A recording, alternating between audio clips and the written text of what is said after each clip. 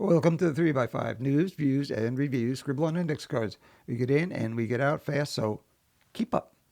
The other day I did a broadcast about all the blood Trump has on his hands. To recap, first there was COVID.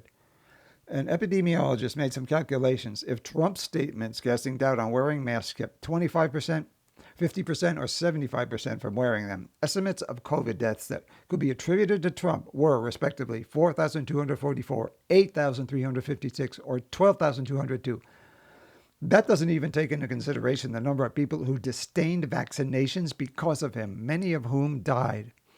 Add to that the unknowable number of deaths of Gazans and Ukrainians that U.S. influence and military aid could have prevented if Trump could have seen his way to confronting Netanyahu and Putin. And, of course, the unimaginable misery caused by the cuts to USAID and other foreign aid.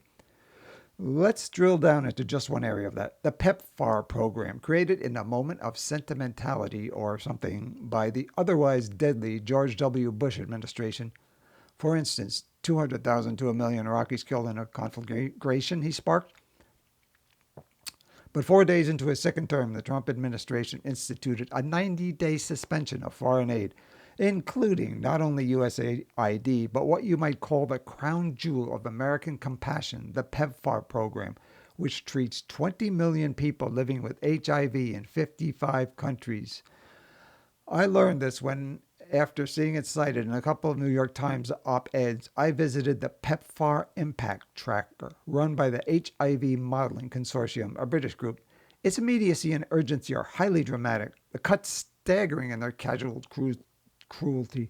According to the site, this includes 222,000 people receiving daily HIV medication and 224,000 HIV tests performed daily, carried out by 190,000 healthcare workers. At the last moment I visited the site, the tracker estimated 58,843 adults and 6,264 children had died. What kind of mind does it take to just pull a plug on something like that? The page reports, quote, "What was a 90-day freeze is now likely to be permanent without a rapid change in policy," unquote. My previous candidate for worst president ever was George Bush because of all those Iraqis who died. It's almost as if, with that and everything else he does, Trump is saying to Bush that the one small spot in your heart and display of sentimentality has made you unworthy of the mantle of a great leader who can't be afraid to make the tough decisions. I, the great Trump, will crush whoever and whatever gets in the way of making America great again. Yeah, great at blocking out the suffering of others. Once again, that's PEPFAR.impactcounter.com.